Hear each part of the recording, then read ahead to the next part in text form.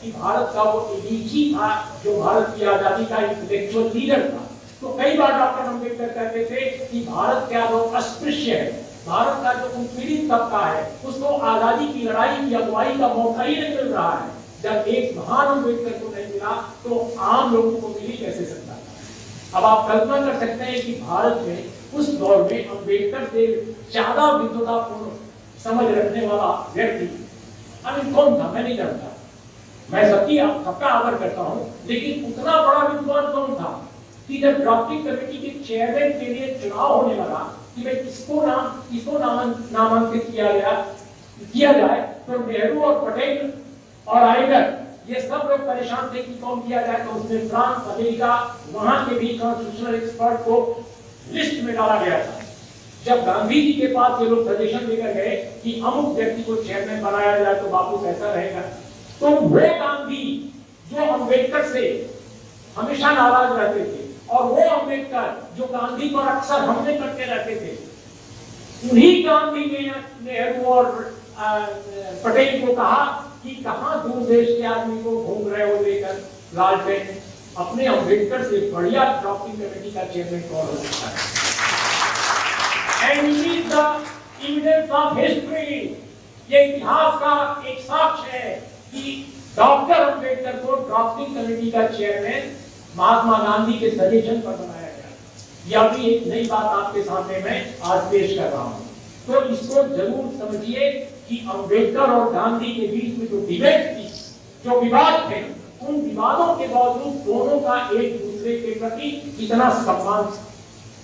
जब बड़ौदा जेल में महात्मा गांधी अवध निर्वाचक मंडल के मामले में अनशन पर बैठ गए और किसी कीमत पर वो हटने को तैयार नहीं थे अपने अनशन से, तब अम्बेडकर जो लिखते हैं, वो दिल्ली के तिरुमूर्ति लाइब्रेरी में अभी भी वो डॉक्यूमेंट्स मिल सकते हैं आपको, और वो लिखते हैं कि मैं बाबू की जिंदगी को बहुत मूल्यवान समझता हूं, मैं हर चीज ये काम नहीं करूंगा जिससे उनकी जिंदगी प्रभावित हो। और अम्बेडकर अपने सपनों के उस महान फैसले को वापस कर लेते हैं और वो फिर रिजर्वेशन के लिए तैयार हो जाते हैं।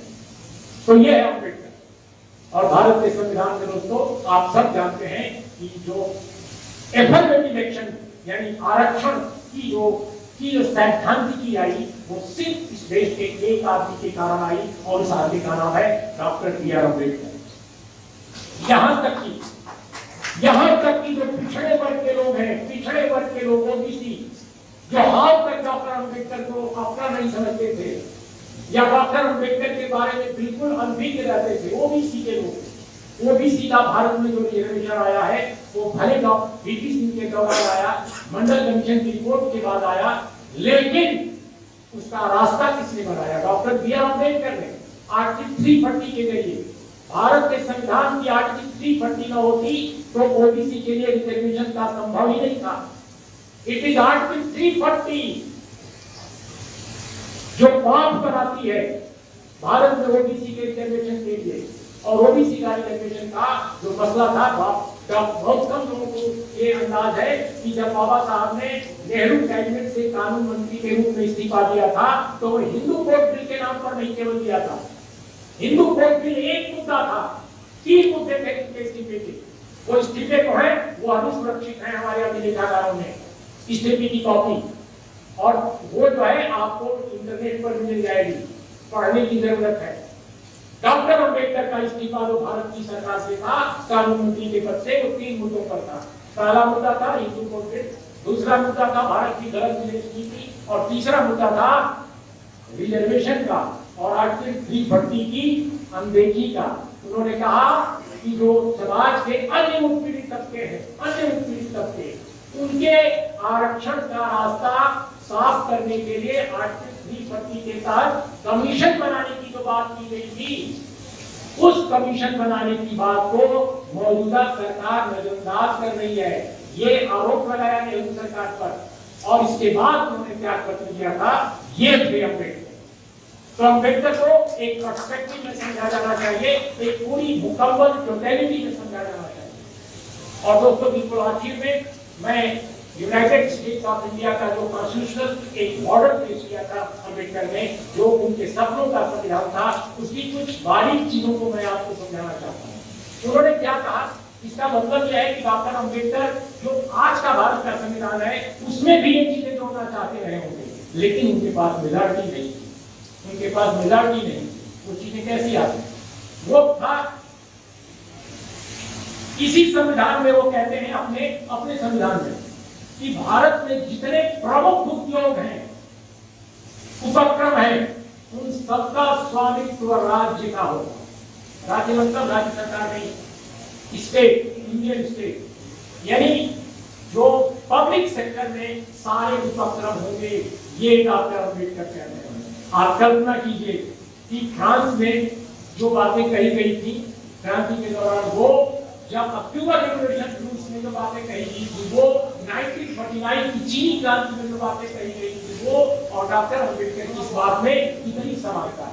दूसरी बात जो उन्होंने बात एक कही, जिसका चौथा पैरा है, चौथा पैरा, कृषि जो है भारत में वो राज्य का उपयोग होगी। ये उनकी लाइन में बोल रहा हूं, कृषि राज्य का उपयोग होगी। राज्य अर्जित भूमि को मानक आकार में फार्मों में बांटकर गांव के निवासियों को पट्टेदार के रूप में राज्य बांटेगा।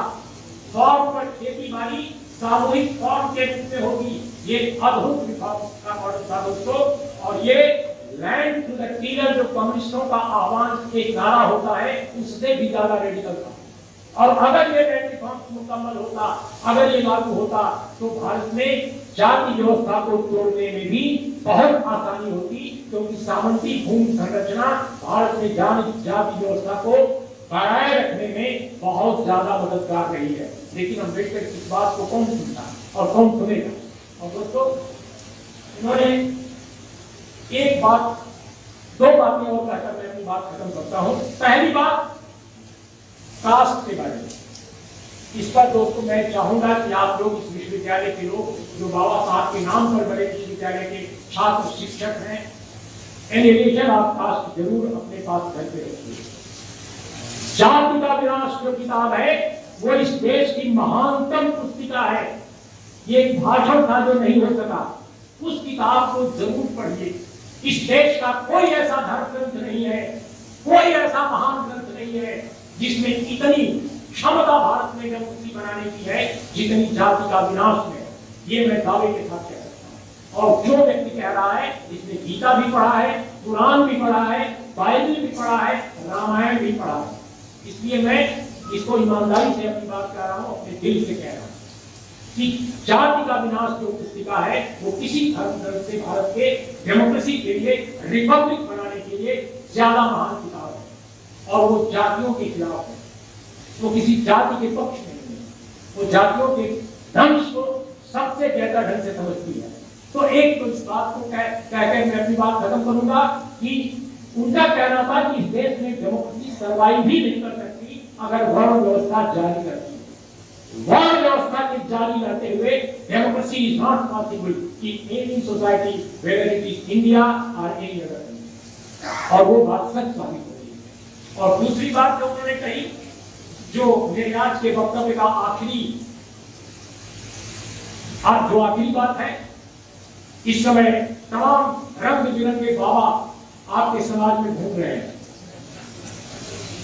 ये वो देश, इस देश का ये वो प्रदेश है जहां महानतम बाबा पैदा हुए, और अगर पैदा नहीं हुए तो आकर यहां काम किए। एक थे बाबा साहिलानंद सरस्वती, हमारे जिले में पैदा हुए, जहां मेरी पैदाइश गाजीपुर। मेरे जिले से आकर बिहार में उन्होंने काम किया, किसानों में अंग्रेजी हुकूमत से लड़ाई में किसानों का साथ किया, यहां तक कि बाद के दिनों में भी जूझते रहे और किसानों के मसीहा बन गए। एक बाबा वो थे, क्या पढ़ाई लिखाई व्यक्ति की थी, क्या योग्यता थी, क्या भाषा थी, क्या गरिमा थी, क्या महानता थी, क्या दिव्यता थी। एक और बाबा हुए जो मेरे पड़ोस में हुए पैदा, उनका नाम था बाबा राहुल सत्यनारायण। वो भी आपके बिहार की कर्मभूमि पर रहे, इसी बिहार की कर्मभूमि पर, और जिन पर मैंने एमफिल किया है। मेरा जो एमफिल डिसर्टेशन है वो राहुल सत्यनारायण पर है। वाणी प्रकाशन की किताब भी छपी है मेरी 1993 में, राहुल जी।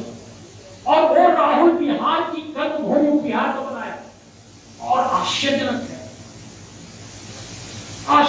है बिहार के लिए कि वहां ऐसे ऐसे बाबा आ रहे हैं इन बाबाओं के प्रदेश में, इन बाबाओं की कर्मभूमि में, जिन्हें न शब्द मालूम है, न अर्थ मालूम है, जिन्हें न समाज मालूम है, न वेद मालूम है, जिन्हें न ईश्वर के बारे में मालूम है, न प्रजा के बारे में मालूम है, जिन्हें न धर्म के बारे में मालूम है, न कर्म के बारे में मालूम है। बस वे राजनीति के झुंझुने, वो किसी न किसी राजनीति के झुंझुने, और ऐसे झुंझुनों से सावधान रहने की जरूरत है। जो खुलेआम कह रहा है, खुलेआम कह रहा है कि देश को हिंदू राष्ट्र बनाना है और कोई कुछ नहीं कर पा रहा है। कमाल है, मैं नाम नहीं लेता, मैं अच्छे लोगों का नाम लेता हूं, विद्वानों का नाम लेता हूं, माफ कीजिएगा मैं नाम नहीं लूंगा किसी का। लेकिन पंजाब में ऐसा ही एक व्यक्ति खालिस्तान की बात करता है तो देशद्रोही बनाकर उसको गिरफ्तार कर लिया जाता है। और एक आदमी बिहार में, छत्तीसगढ़ में, महाराष्ट्र में घूम घूम कर कहता है कि वो हिंदू राष्ट्र बनाएगा और उसे सिंहासन पर बैठा दिया जाता है। कमाल, आरती उतारी जाती है बड़े बड़े लोगों द्वारा। कमाल है, कमाल है। एक शर्मी की हद है एक ऐसे राज्य में जहां सहजानंद, जहां राहुल संत की जो कर्मभूमि है, जहां इस कैंपस में दिनकर की मूर्ति मैंने मॉर्निंग वॉक में देखी है, जहां पर राम वृक्ष बेली पूरी हुई, जहां पर एक से एक महान लोग हुए, कर्पूरी ठाकुर जी हुए, जहां भूपेंद्र नारायण मंडल हुए, जहां शिवरानी जी का भी मैंने देखा। आप ऐसे प्रदेश के हैं तो आपको अपनी गौरवशाली परंपरा पर कोई शर्म नहीं है कि कैसे वो उस पर धब्बे लगाए जा रहे हैं। मुझे तो आश्चर्य होता है, मुझे तो आश्चर्य होता है। तो दोस्तों, हिंदू राष्ट्र के बारे में अम्बेडकर का क्या कहना था, ये कहकर मैं अपनी बात आज खत्म करूंगा। दोस्तों, अम्बेडकर ने अपने खंड 15 में कलेक्टेड वर्क्स का वॉल्यूम नंबर 15 जरूर आप लोग पढ़िए। वॉल्यूम नंबर 15 बाबा साहब कलेक्टेड वर्क्स, उसमें उन्होंने हिंदी का, उसमें उन्होंने कहा कि अगर वास्तव में हिंदू राष्ट्र भारत बनता है, जरा पीछे आवाज नहीं भाई, बिल्कुल आखिर में अंत कर रहा हूं। वो कहते हैं कि भारत अगर वास्तव में हिंदू राष्ट्र बन जाता है तो वह निस्संदेह इस देश पर एक बड़ा खतरा होगा। हिंदू कुछ भी कहे, लेकिन उनका जो हिंदुत्व है वो स्वतंत्रता, समता, भाईचारे के लिए खतरा है। ये बाबा साहब कह रहे हैं। बाबा साहब कह रहे हैं कि हिंदुत्व स्वतंत्रता, समता, भाईचारे के खिलाफ है। ये जो हिंदुत्व है और इसको हर कीमत पर रोका जाना चाहिए, हर कीमत पर रोका जाना चाहिए। और अंत में बाबा साहब कहते हैं कि यद्यपि अपने समय के दौर के बारे में कहते हैं, यही पर मैं खत्म भी करना चाहता हूं कि यद्यपि भारत आजकल एक राजनीतिक पागलखाना है। ये मैं नहीं कह रहा हूं, बाबा साहब कह रहे हैं।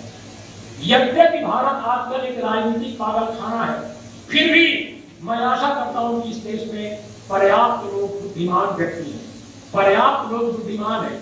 यानी राजनीतिक पागलखाना करा दे रहे हैं देश को, लेकिन कह रहे हैं कि लेकिन फिर भी यहाँ बुद्धिमान लोग बहुत हैं, ये बाबा साहब कहते हैं। तो दोस्तों, मैं भी मानता हूं कि राजनीति में पागलखाना बहुत बढ़ गया है, लेकिन इस देश में बुद्धिमानों की कमी नहीं है। और हर वर्ण, हर जात, हर समाज, हर धर्म में सब में अच्छे लोग हैं।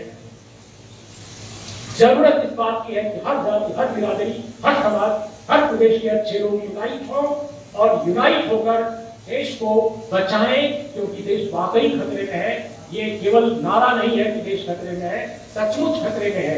डिसइंटीग्रेट तो मैं नहीं कहूंगा, लेकिन डेमोक्रेसी डिसइंटीग्रेट हो रही है, विघटन डेमोक्रेसी का हो रहा है, और वो एक देश के लिए बड़ा खतरा है। अगर आप संविधान को बचाना चाहते हैं, देश को बचाना चाहते हैं, डेमोक्रेसी को बचाना चाहते हैं, तो बाबा साहब के इन शब्दों पर ध्यान देना होगा, जिससे कि हम ताकत को बोल सकें। नमस्कार, आदाब, सत श्री अकाल।